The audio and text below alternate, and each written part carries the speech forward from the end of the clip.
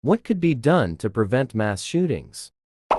Paying attention and actually doing something when there's a threat. Just look at the shooting by the 6-year-old a few weeks ago. His teacher, the victim, has retained a lawyer because there were multiple times that day where the kid was reported to have a gun and administration just kept blowing it off. There were half a dozen times just that day that the incident could have been prevented, not to mention all the red flags on previous days. This wasn't a mass shooting, but I get your point, it could have been worse. However, most of these incidences don't have signs that we could really take effective action on. For instance, some of the more infamous mass shooters recently may have had online, in-person behavior, journal entries, or even threats they've made out loud that friends, peers were witnesses to. But how much does that happen daily from thousands of people? Like if right now we identified 5,000 people across the internet with similar posts or behaviors, how would we actually prevent them from doing anything? Put them on a list? Then what? We can't lock them up or monitor their behavior 24/7. Could we even actually prevent them from buying a gun because 2 years ago they said on a random post, "I want to everybody that makes me mad"? Is that lawful to take away their rights from a post we don't have the context to? As a joke? Or about playing Call of Duty or Fortnite, etc.? At the end of the day, if a shooter is compelled to multiple people, our current state of prevention will only provide small obstacles to their goals. We need radical change somewhere to prevent this. Let's continue to refine the model. But the sad truth is, people compelled to will just skirt their obstacles unless they are presented with an obstacle that they cannot overcome. And what I'm saying, we will not be able to put an effective obstacle in the way without radical change. Until then, it's a cat and mouse game that will be as difficult to control as regular homicides happening around us. What is an obvious sign? And taking that obvious sign, could you elaborate on exactly how do we act on those signs and ensure we prevent that person from massing without enforcing preventative measures that would impact innocent people? It's one thing to have someone say, "I'm going to shoot my school up tomorrow," and then go and arrest that person. Of course, but you'll find that the majority of mass shootings don't have anything that clear as a sign, and trying to identify subtler actions and enforcing preventative measures to those subtler actions may seriously impact innocent people's liberties. What's sick about a lot of this is that it's only marginally easier for kids to get into treatment and facilities. Getting them help at an earlier age can help them in the long run, but try telling that to the people cutting the funding to these programs. Even with the ones that manage to get in, once they hit 18, a lot of those resources just go poof. Someone once told me something along these lines: once you hit 18, the system just doesn't give it anymore. I have to amend that to, before you're born, A1 is all about your life. Once you're born, they only marginally care. Once you hit 18, the system doesn't give it anymore. That the closure of state mental hospitals correlates extremely well with the rise of mass shootings in the US. However, this started way prior to Reagan and really isn't a political thing. Many were closed in my state in the 1970s. The blue states closed their first because closing them was seen as a compassionate thing to do. State mental hospitals treated loads of patients horribly. There were loads of lawsuits in the 60s, 70s, and the courts weighed in on patient freedoms. One Flew Over the Cuckoo's Nest was released, and sort of shows you what people thought of these places at the time. Also, about then, there was a lot of new drugs to treat these people as outpatients and let them function within society.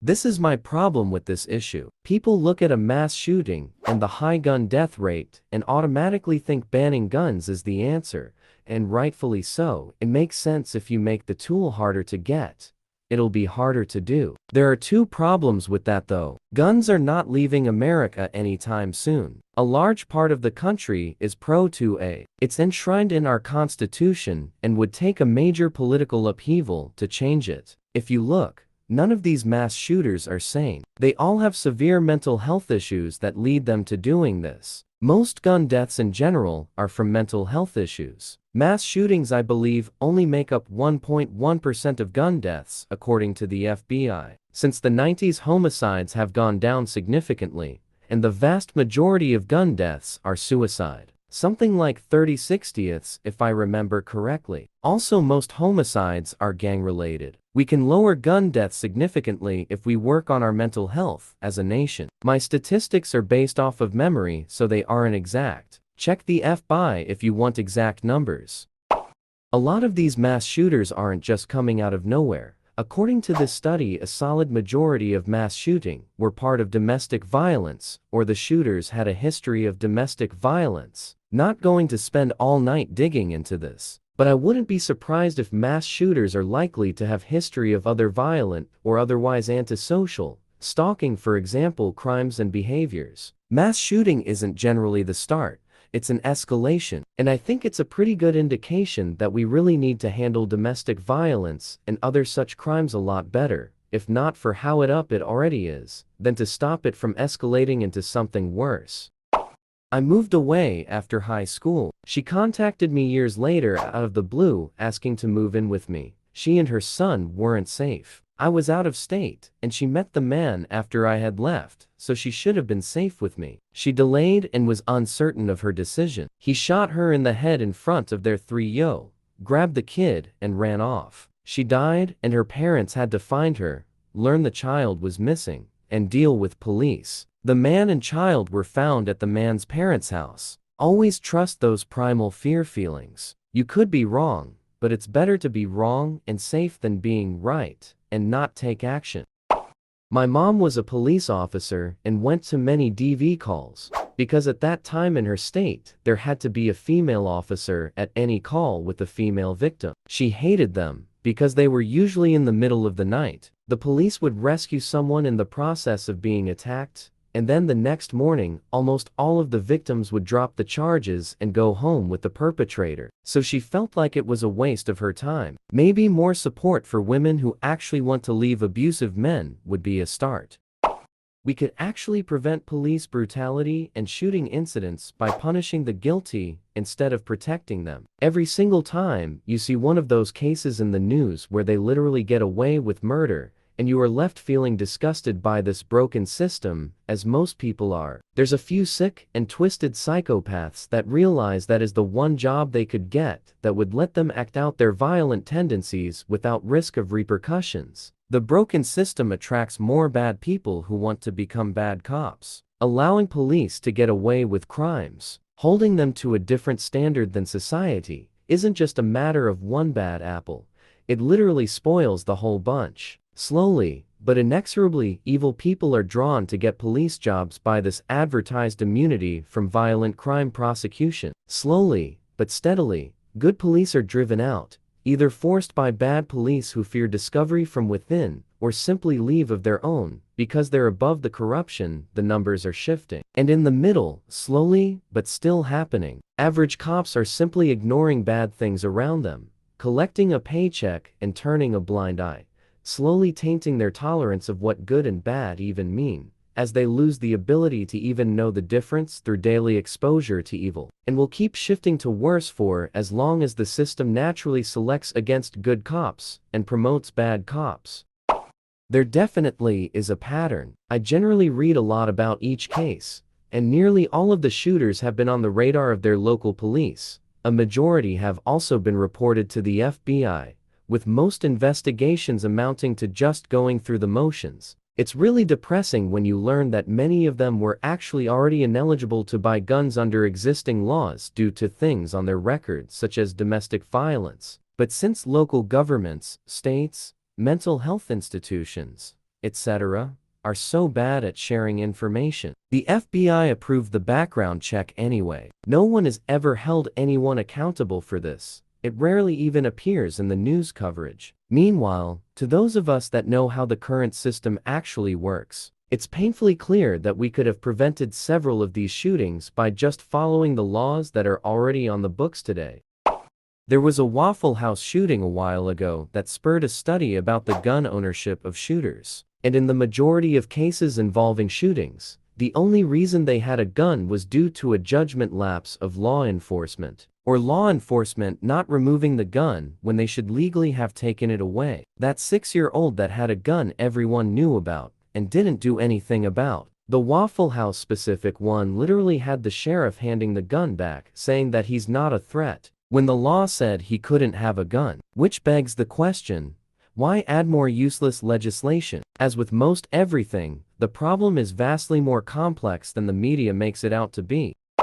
I'd argue it goes way deeper than just the home life. Parents need support in terms of finances so they're able to provide love and care to their kids without worrying about putting food on the table. They also need good health care that covers mental health issues for them as well as for their kids. And we need police to take DV seriously so the kids aren't abused. Don't watch someone get abused in the household. All just to say, think we need to make sure the parents' Maslow needs are met as well. And the fact that they're not met isn't always the parents' fault, if that makes sense. Domestic violence laws that actually do something. 60% of mass shooters have past DV issues. But if you look at the DV numbers and cops, then you'll start to really see the problem. And healthcare for everyone actually enforce domestic violence charges. My sister was abused for years. The sheriffs came so many times. The guy even admitted to hitting her in the back of the head to hide bruises. Never went anywhere because my sister couldn't bring herself to press charges. She's dead, at 32. Everyone knows he's responsible, but I doubt he'll get charged. I hate doing but in Australia shtick in threads like this, but the fact is we have a major domestic violence problem here. At least one woman dies a week because of domestic violence in this country. And it's something we seriously need to get our together about. But no mass shootings. The problem isn't domestic violence, or mental health, or anything else that can be narrowed down and blamed on a particular set of individuals. No matter how good your society is, they will always be there because humanity is flawed. The problem is they can take those flaws and turn it into something that doesn't just affect them or people in their immediate group. They can take out all their problems on complete strangers who had the misfortune of being line of sight. Or put in a more simplistic way, say you have a combine harvester with faulty brakes and then drive it through a shopping mall. For every person you mow down, you claim it's because the brakes are faulty and you couldn't stop in time. But if the brakes were fixed, you're still driving a combine harvester through a shopping mall. Take the harvester out of the mall, faulty brakes, and then a lot less people die. The problem is that having it just be more accessible is only going to help people who actively seek it out. And a lot of the people who would go to the point of mass ings don't see themselves as the problem, just the real victim. All we need to do is take reports of dangerous behavior seriously and initiate programs to help, either teaching, therapy, meds mentally unstable persons in keeping themselves to a more regular mental state. Nearly every masser in the US was reported to the police numerous times, but the reports were either ignored or not followed through on outside of a single house call. Obviously, one person saying you are crazy shouldn't land you in a padded cell, but having multiple unrelated people report a person should at least result in a welfare detainment and psychological evaluation. The bullying thing is true, but only really applies when it's a kid at a school. I doubt the gay nightclubs were targeted because the person was bullied. Stop turning shooters into celebrities in the media. Some people are confused. Not making them celebrities doesn't mean talking about mass shootings. Just not plastering their names and faces everywhere. I'm British. I don't know what's best for Americans as well as they do. But here's some thoughts. I don't think you can copy-paste UK policy to the US. It's like changing someone's intrinsic identity. Take Iran for example, one of the lowest alcohol mortality rates. Imagine an Iranian saying to a British person, "Why don't you just ban alcohol? It causes so much death. We banned it, and our rate of mortality due to alcohol is one of the lowest in the world." You'd say something like, "Why should I give up something I enjoy and is part of my culture because a few bad apples take it too far?" From talking to them, Americans view guns the same way. Why does someone else doing wrong with guns have any bearing on me, who's just using it for fun, protection? I'd say a mix is gun regulations and mental health support, and not making martyrs of shooters has the best chance. As much as no one wants to admit it, you're right. I personally believe that mental health treatments are not any better than they were 75 years ago, they've just become more humane. Rather than being lobotomized or driven to madness by being thrown in an asylum, we overmedicate and 5,150 people in facilities that are just as bad if not worse than a prison. And a lot of that is due to the still very prominent stigma around obvious mental health issues. When someone tells you they're depressed, society wants to help them. But if someone is having a panic attack or God forbid a psychotic episode, we would rather lock them away in a facility and throw away the key. And if they can't afford it, if they're lucky, taxes will pay for the cheapest facility. And if not, they end up worse than when they started, often homeless. This problem will continue until we destigmatize all mental health issues, and not just the ones that let you pass as neurotypical. There's no quick answer, in part because mass shootings combine many different underlying issues. For instance, the vast majority of mass shootings are related to organized crime and the drug trade. Thus, to reduce mass shootings, we should first look at our drug prohibition laws. If we are talking about high-profile mass shootings, our problem in the USA relates to several overlapping issues. It is relatively easy to acquire firearms. The legal mechanisms to deny a high-risk person firearms are very limited. Every country produces a small percentage of deeply problematic PEO. Ours is unique in arming them. American culture around firearms is deeply problematic. Other heavily armed wealthy nations, like the commonly compared Switzerland, make the use of firearms a responsibility of being a good citizen. American culture all too often celebrates firearms as an extra legal tool for imposing your will. The modern world is a lonely world. People spend much more time alone now. This gets far beyond the scope of this reply, but many of our traditional social organizations have failed to adapt to the modern world. Young people are increasingly left without a community or direction. This amplifies the above issues.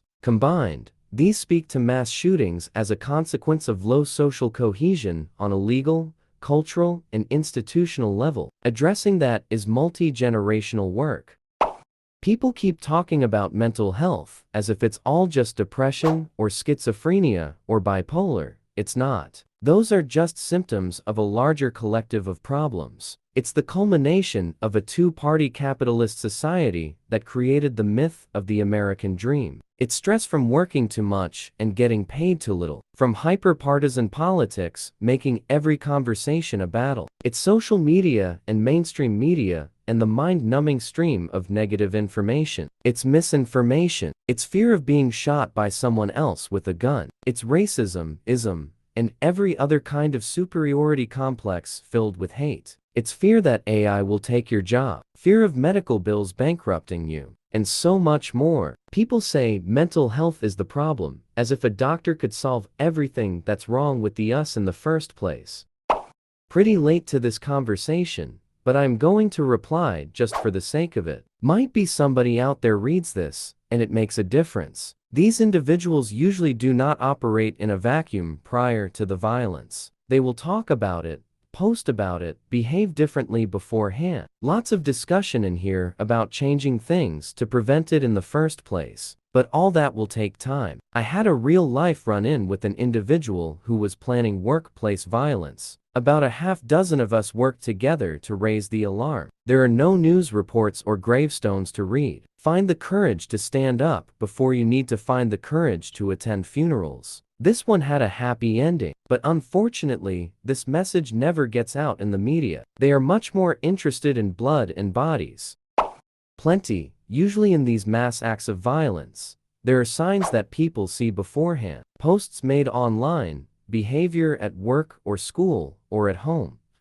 Basically a known history of struggle. By the time the incidents occur, there's always a person that knew them before, that saw it coming a mile away. There aren't really resources or protocols for people like this, and removing the weapons from their hands feels like a band-aid solution to a much bigger problem. Happy, healthy people don't go on mass ing sprees, and our current environment isn't exactly producing happy people. I mean, just look at how many of us are on prescription drugs, because we can't cope with the way society is set up. We're on drugs for depression and anxiety and emotional regulation and hormonal regulation because everything is imbalanced. Almost all of us are poor, just a couple of missed paychecks away from being homeless. We're constantly seeking mental stimulation, because if we have to think beyond the surface for a minute, we start falling apart. We're battling malnutrition without even realizing it, because most of us are battling obesity in other countries. The raw fruits and veggies taste better and are more filling.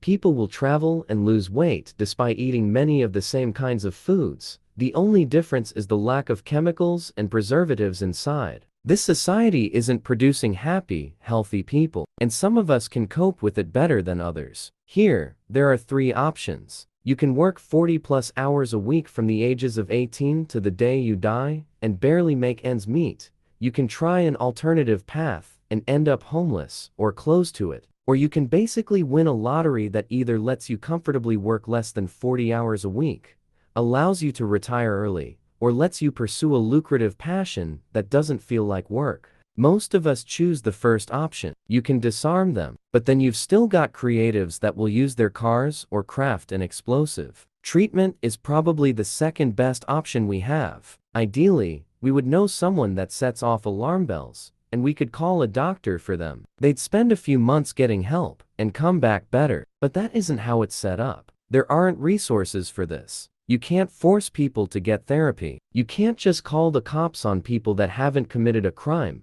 because you think one day they might commit a crime. And it sucks, because we all know the signs. Sometimes we try to call someone for help, and there just isn't a department for that. The best option would be to create a better environment for everyone, encourage community and friendships, and strengthen the bond between people to promote love and harmony. Fix the food situation, fix the income situation, promote better and more diverse ways of living. Because if you don't feel depressed and angry and alone, you won't be at risk of falling into the mindset of someone who does these sorts of things. America's gun violence is a symptom of a much larger problem, and the ones who want to fix that problem don't have the means to do so. The ones who have the means to fix it either don't know why it's happening, or don't care why it's happening. Until we stop offering band-aid solutions that would be ineffective or minimally effective, we will continue to see this kind of behavior. As a kid who got expelled from school for having a firearm in my book bag in the early 90s, probably get downvoted or whatever, I don't care. It happened. I was there. I still remember a few of their names. There's nothing you can do in some cases. In my case, it was a buildup of school, parents, and everyone else not listening or not believing me, that I was a victim of racist beatdowns. In my case, I grew up white in a black neighborhood. I was one of 2 white kids in the neighborhood. I got jumped every single day at school, after school, while walking home, or even while riding the bus. They'd be waiting on me at the bus stop. School district refused to do anything since it wasn't on school grounds. Cops didn't care. My parents didn't care enough to do anything but tell me to fight back. Their parents said it was a lie when the principal called. After they finally got confronted by a teacher or principal, they beat me even more for snitching on them. I grew tired of it. I took my dad's gun to school in my backpack, waited till I was off school grounds, and saw the group of kids start running towards me when they saw me walking down the street. I popped off 2 shots into the air, and they took off running. Had they kept coming towards me, I guarantee I would have shot at all 8 of them. I got extremely lucky in the whole situation. Cops came. They didn't arrest me because they saw the kids that I described huddled outside one of their houses, and there was a witness that they were coming after me. They expelled me, and I moved to another school. Those kids left me alone after that, and I could peacefully ride the bus home from my new school. That gun finally solved my problem. But I was almost a news story that went to jail. Later that year, they burned our house down while we were asleep, and I had to move in with my grandmother.